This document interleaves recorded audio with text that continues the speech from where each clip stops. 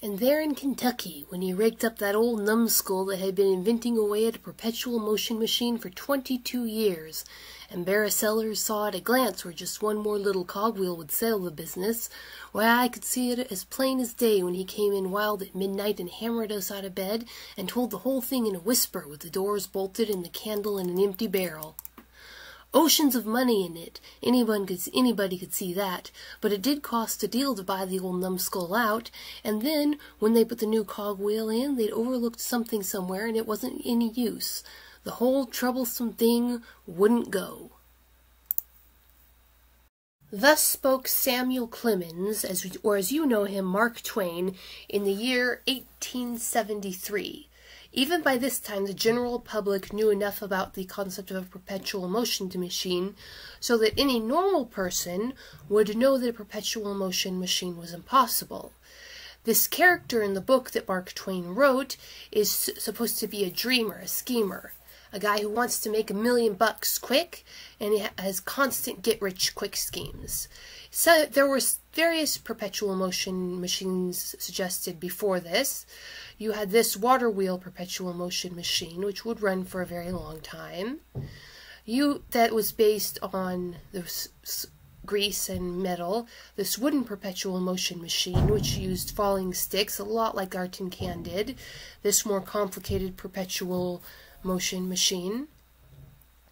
Then you have another round one, which is based off of falling sticks. A lot of carnival rides are based on this concept today. Then you have Boyle's simple perpetual motion machine, where the water constantly pushes itself down and then up. So, as you can see, the concept has been out there for a while.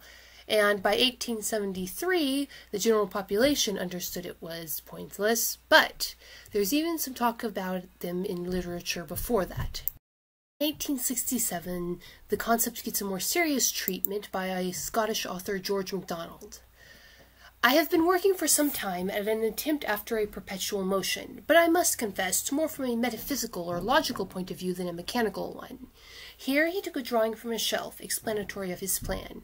You see, he said, here is a top made of platinum, the heaviest of metals except iridium, which it would be impossible to procure enough of, and which would be difficult to work into the proper shape.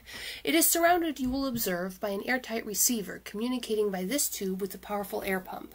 The plate upon which the point of the top rests and revolves is a diamond, and I ought to have mentioned that the peg of the top is a diamond likewise.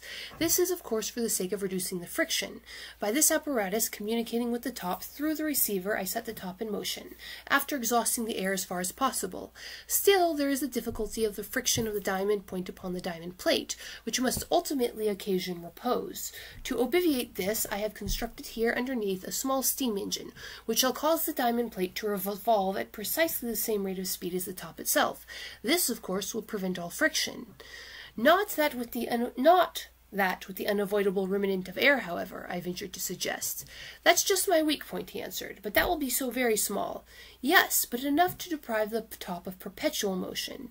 But suppose I could get over that difficulty, would the contrivance have a right to the name of a perpetual motion?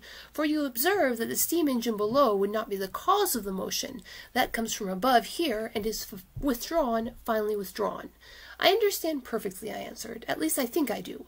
But I return the question to you. Is a motion which, though not caused, is enabled by another motion worthy of the name of perpetual motion, seeing the perpetuity of the motion has not to do merely with time, but with the indwelling self-generative power, renewing itself constantly with the process of exhaustion? He threw down his file on the bench. I fear you are right, he said, but you will allow it would have been a very pretty machine.